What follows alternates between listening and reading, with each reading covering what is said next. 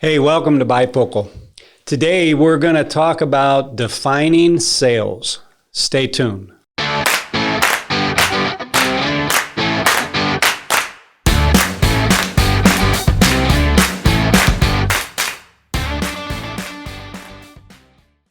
Hey, welcome back. Today, I thought it would be interesting to take a step back and define sales. Yeah, I want to take a look at, do we really know what sales is, and do we have a real definition for it? Why do I want to do that? Why do I think it's important? Because I think if we truly define sales and what it means for our organization, that then will drive a lot of decisions we make moving forward. I think, and I've been at this a long time, I think there's a lot of companies out there that they have salespeople, they have customer service people, they got account managers out in the field, they have some marketing staff and support staff, and it kind of all goes into this sales bucket. And they believe they have sales and therefore it should happen. I think that happens a lot for companies. And I think that's a problem. There are a lot of companies out there that are very, very specific in their roles, their responsibilities, their functions, who's responsible for what. They know exactly what the metrics are. They know exactly what the objectives are. And they know exactly where they're headed and how they're going to get there. But there are a lot of companies out there that they just kind of have some people in some roles and hope they get there. And they're just watching numbers from month to month. And that's kind of where I want to focus today. I want to step back and define what is sales. And I think if we define sales, it's going to give us a little bit of a path of where we need to go. I defined sales years ago for my organization. I defined sales as finding and closing new business from new customers 100% of the time. Let me repeat that. Sales is finding new business from new customers 100% of the time. I don't know if everybody adopts that, but for me, if I adopt that definition of sales, that would change everything for my organization. Finding new business from new customers 100% of the time. Finding and closing new business from new customers 100% of the time. Now, if I sat down and I talked to 10 companies and I said, hey, are you interested in getting new business from new customers? Well, probably 10 out of 10, 9 out of 10 said yes. The outliers would be those companies that they have a very, very defined, finite market. And so their number one goal is not always out there finding new business because it's pretty finite. But for most companies, it's imperative that they're continually finding new business from new customers. We all have our big customers.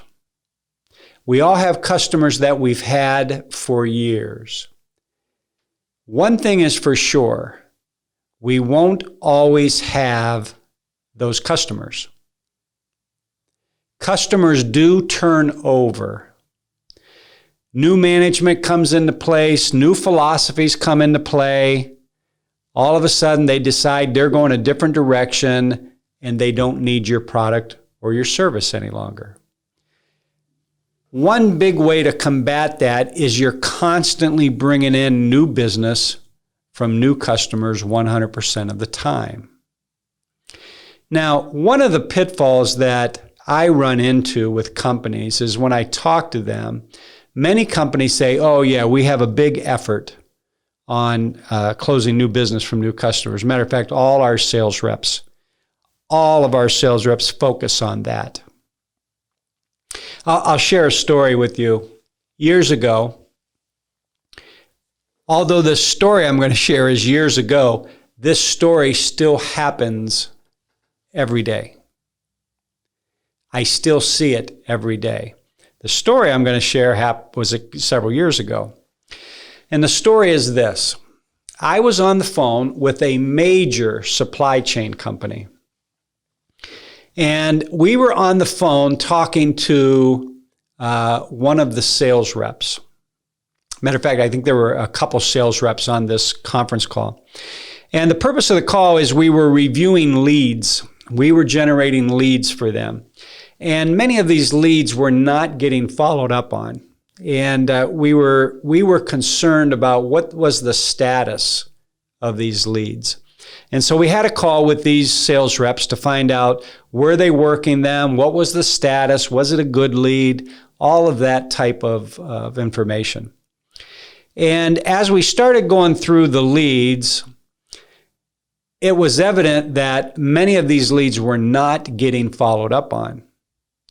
And when we asked the question, we said, well, hey, what's the issue, or what's preventing you from following up on these leads?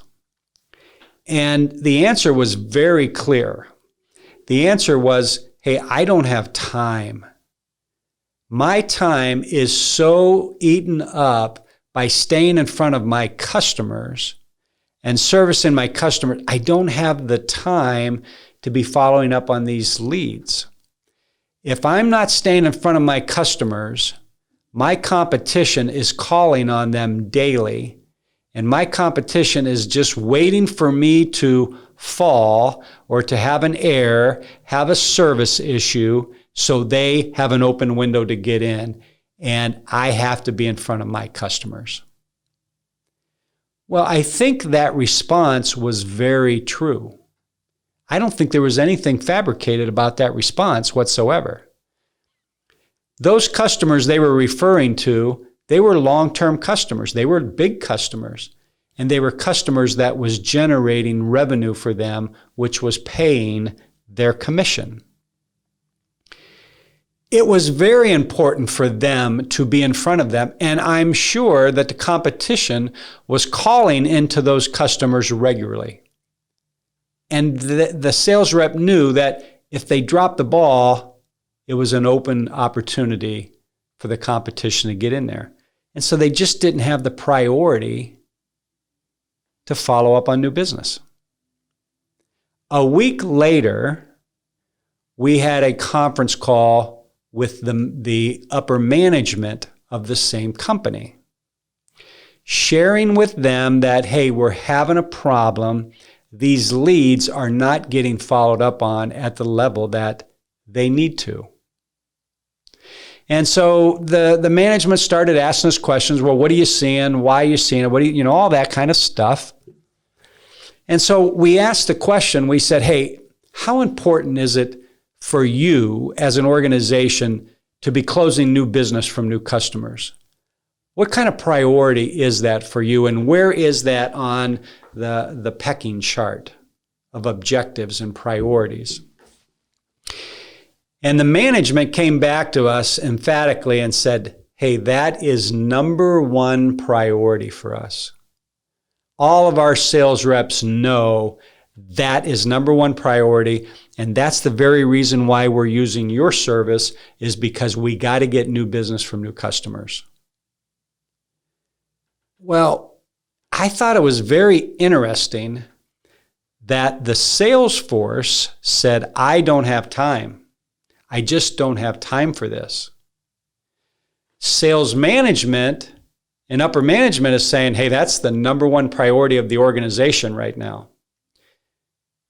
How can they be so far apart?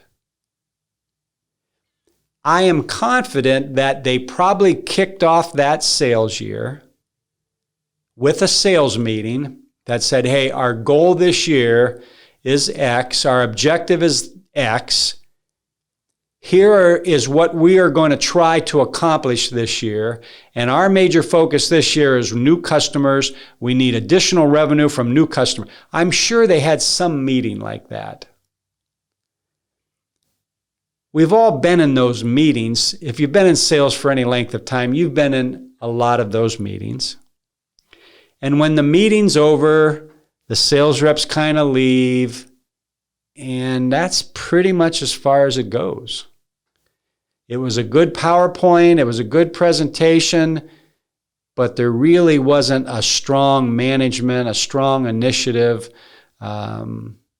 tools, etc., provided to drive that behavior. That's what I want to talk about. It's very important that we define what sales is and what our objectives are. If we don't define sales, then what ends up happening is you have all kinds of different roles and responsibilities within your organization, and they're all very busy. I'm sure they're busy. They're all doing something, but they're probably not all working and going down the same path. They're not probably all walking and marching to the same drum. But if you step back and you define sales and you put a stick in the mud that says this is sales for our organization moving forward, it will drive everything you do from that point forward. If you define sales, it's going to define for you your objectives. It's going to define for you your personnel. It's going to define for you the roles and responsibilities that you need. It's going to define for you how many people you need in certain roles and responsibilities. If we were to go in and look at most companies, and I understand there's a lot of very good companies out there. There's a lot of very strong companies that are very effective, very efficient, and they have this down. And I'm not referring to those. I'm referring to the other ones. Most companies would have sales reps, and these sales reps are out in a particular field, a particular territory, a particular state, maybe a particular product line, and they're out managing a territory, managing a group of customers, and they're also responsible for finding new business. And that's pretty normal. Inside, you have customer service, people that are answering the phones when there's problems, there's issues. You also may have inside salespeople that are taking orders over the phone. If you have the type of company where products being ordered over the phones, being ordered offline, you have those. You may even have some marketing people or a marketing person, and they're on your website and they're doing things on your website and all of that stuff and sending an email out here or there. A lot of companies, that's how they're set up. They have all these roles and responsibilities, but it's not really a concerted effort with everybody going down the same direction. If I go back to my definition of sales, and that definition is sales is finding and closing new business from new customers 100% of the time. If you adopted that, that changes everything. Do you want new business from new customers? Well, most everybody does.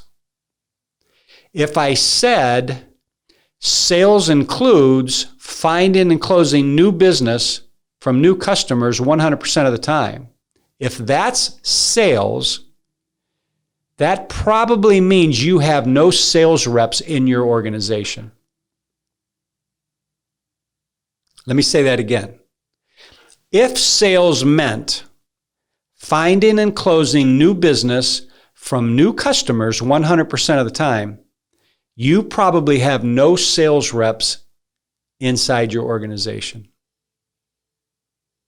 That's interesting. Well, you're sitting back and you're saying, well, I got sales reps. Not according to this definition. Well, you may sit back and say, well, I don't adopt that definition. If you don't adopt that definition, then you really better be comfortable with what you're doing with your sales group and your sales force. Because if you don't adopt that definition, you don't have a big emphasis going on new business. You can't. You can't task finding new business from new customers with managing existing customers. They don't go together.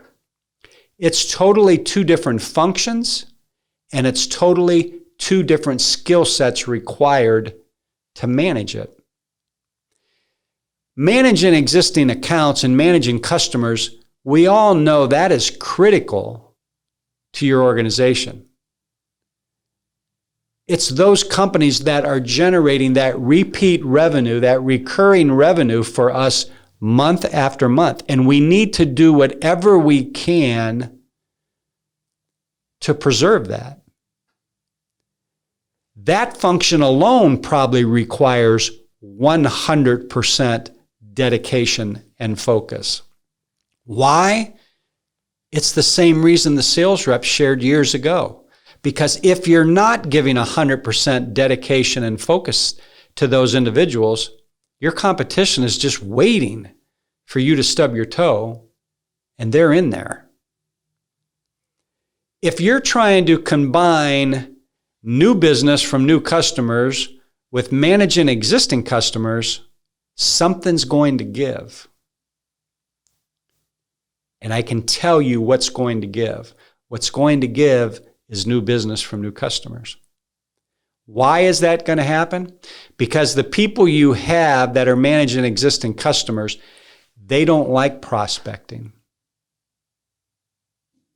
They've done it in the past. They don't like it. It's not the part of sales they like. They like the management of it. They like the nurturing. That's what account management is. It's nurturing relationships. It's building relationships. It's preserving relationships. That's not going out and finding new business. Going out and finding new business, those are hired guns. Those are hunters. Account management, those are farmers. They're cultivators. They're nurturers. They're relationship builders. The hired guns, the killers, the hunters, those guys would be bored stiff doing the account management role. They don't like that. They like going in, they get a high by going in and closing that deal. They like to work at a very high level and get the sale, and then they're done. They're moving on. They like the thrill of the hunt. The account manager, they like the touchy-feely, the relationship. One isn't better than the other. They're just different. They're totally two different skill sets. But yet many companies are combining those, and when you do, something is given. I can easily share with you, if that's what you're doing, your sales force is very inefficient. And I'm confident you're probably not getting the level of ROI you could on the sales dollars you're spending. So you say to yourself, well, Dan, if I did what you said, I got to go out and hire a whole group of people to go after this new business. That's not what I'm suggesting. That's not what I'm suggesting at all. You may not have to hire any more people. In fact, the first place I would start with you is I wouldn't look at spending any more dollars. I would want to make sure the dollars you're spending is making sense. Do you have the right people in the right places? Remember I said earlier, if you're going to define sales, once you define it, that's going to set the path for you on everything you're going to do moving forward. It's going to set what type of personnel you need. What I'm talking about doesn't happen overnight, but you have to start at some point. Do you have the right sales manager? Was he or she the best salesperson? That's why they're a sales manager? Just as the hunter and the farmer are different, so is the sales rep versus the sales manager.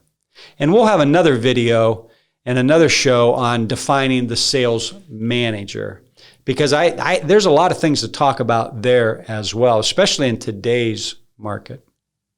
So you got to get back to defining sales for your organization, because in today's market, there are so many demands being put in the market right now for customers' attention. Customers are getting hit all day long. They're getting hit with blogs. They're getting hit with emails. They're getting hit with social media. Everywhere they turn, they're getting hit. You have to be very confident that your sales force, your sales focus, your sales initiative is about as effective and as efficient as you can get it.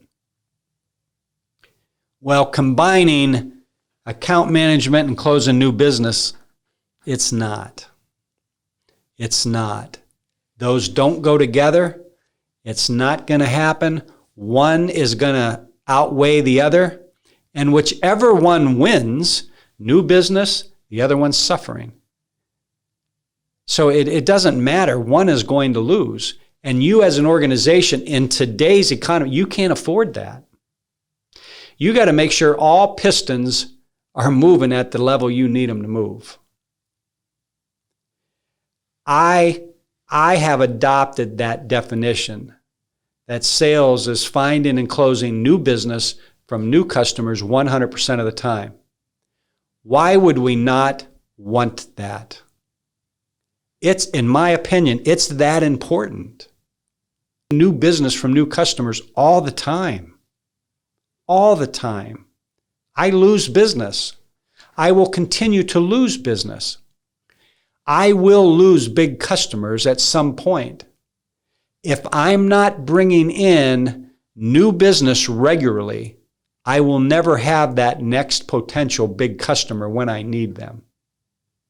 And when I bring that customer in, I need to have the right staff, the right personnel, the right skill set to nurture that, to grow it from here to here.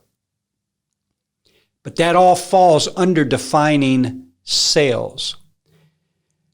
I think one of the pitfalls that companies run into is I think every company sits back and probably agrees with much of what I'm saying. Well, sure, I got to manage my customers. Yeah, I got to go out and get new business.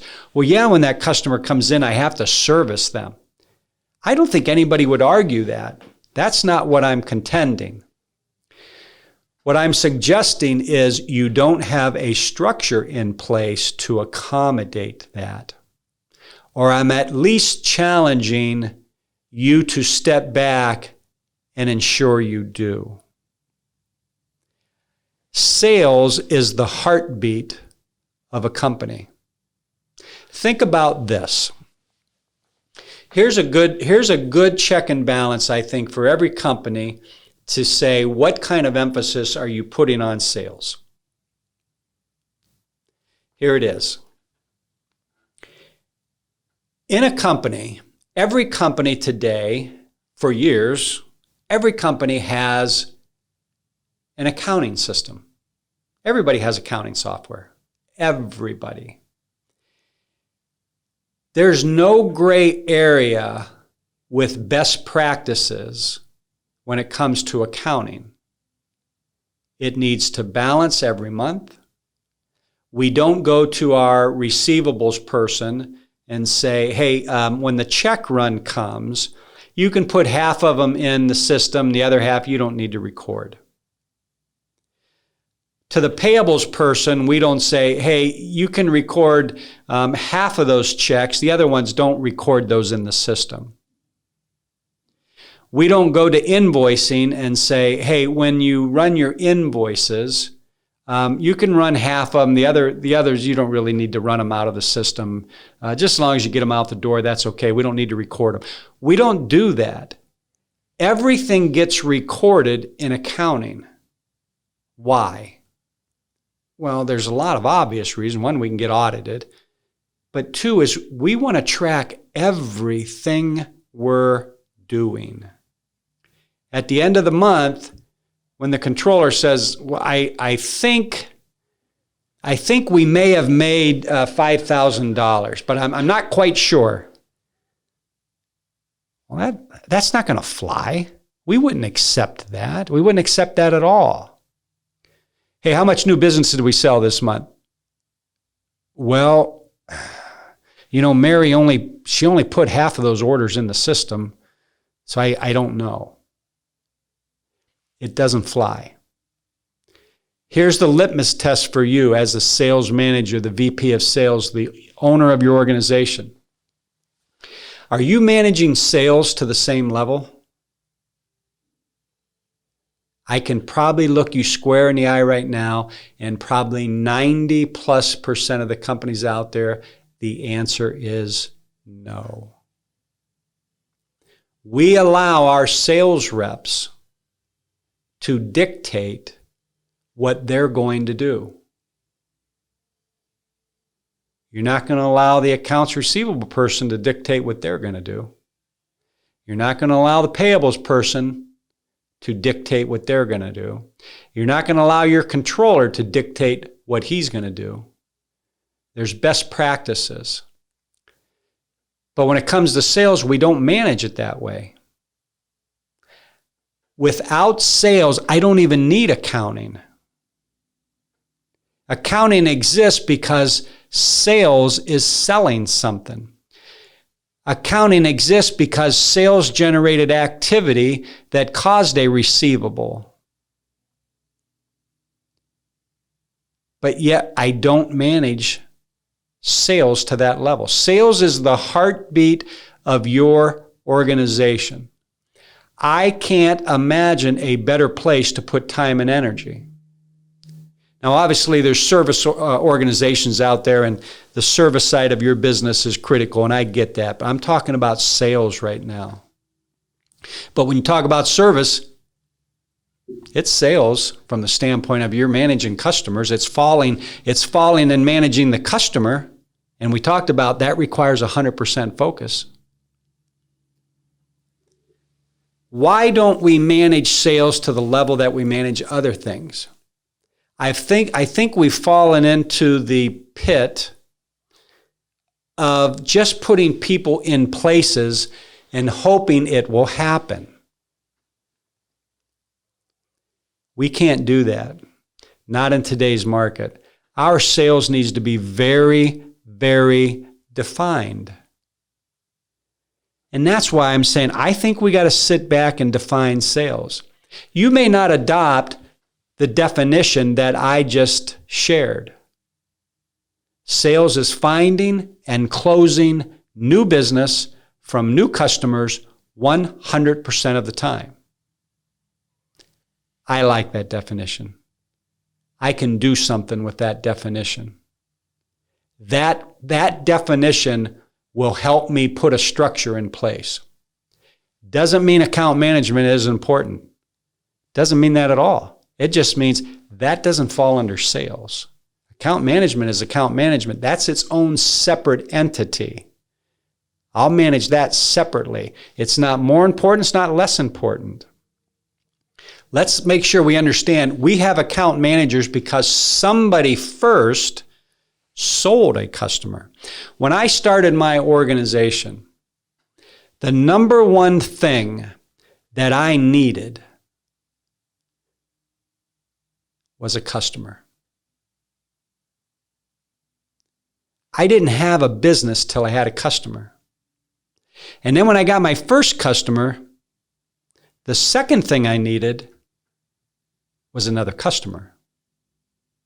And then when I got my second customer, the third thing that I needed was another customer.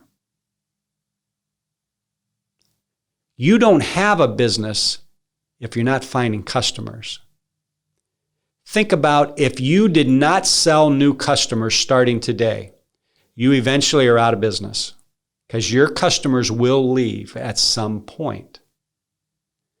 Finding new business from new customers is critical. It needs its own separate focus. I think if you really sat down, you could take probably the same dollars you're spending and restructure it to be much more effective than you are today. How can I say that? I can say that because that's what I've been doing for the last 20 plus years. Now, I don't know if it's dollar for dollar or if it's plus or minus 10. My point is, I'm not talking about spending hundreds of thousands of dollars more. I'm talking about spending the dollars you have in the most efficient, most effective manner you can spend them. Why would you not want that? I get very passionate about sales. Sales is the heartbeat of our organization. Sales is the heartbeat of every organization. It just is. And when you're out there hiring a sales manager and you're out there hiring a sales rep, man, you have to make sure you have the right person. We're not looking for bodies. I'm looking for the right person. And I can more easily define the right person once I have defined sales. I think the challenge for today, in my show today, was really just to broach the topic. Do you have a sales group out there, sales as it's defined in your organization? And that when we define sales could be all kinds of different roles, responsibilities. Do you have people out there that they're busy doing stuff? And, not that it's all bad, but everyone's just kind of out there doing stuff. Or do you have a sales organization that from the top down is very planned out? It's very strategic with key individuals at every step of the way and key roles and responsibilities where they need to be so you can be the most effective, the most efficient, and bring the biggest value to your customers. I think sales is a work in process. Sales isn't something we turn on and it just goes. Sales is something that we are constantly turning the hot and cold all the time because sometimes it's too hot, sometimes it's too cold. I got to constantly be regulating everything that falls under this umbrella of servicing customers, managing customers, taking orders online, finding new customers, closing new customers. I got to constantly be measuring that. And it has to be measured and monitored by people who know how to do that at every step of the way. Every part of that process is critical to your organization. That isn't anything to flirt with in today's economy. Getting sales dollars, getting customer dollars that's pretty big. And it's not easy. When that customer's talking to you and they're talking to 3 and 4 others, you better have something that gets them on your side of the fence. So I'm hoping today that I at least threw out some thought-provocative ideas, thoughts that may cause you to step back and just rethink about your sales structure. Do you really have the right sales structure?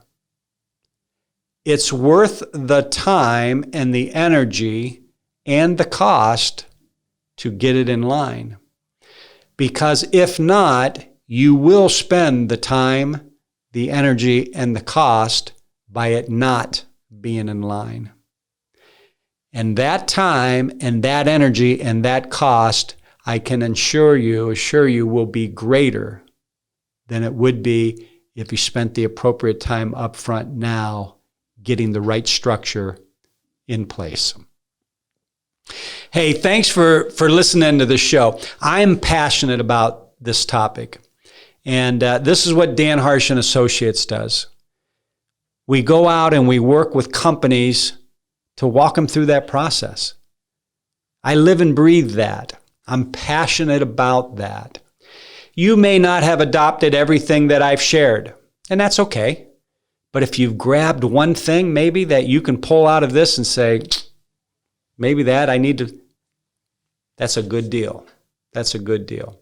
Hey, thanks for tuning in. We're going to have a lot more shows like this. We're going to have VPs of sales on, sales managers on, talking firsthand about their organizations. And the whole idea is to provide some input and some insight to what some other companies are doing. Sales is the heartbeat of your organization. Keep it that way. Thanks for tuning in.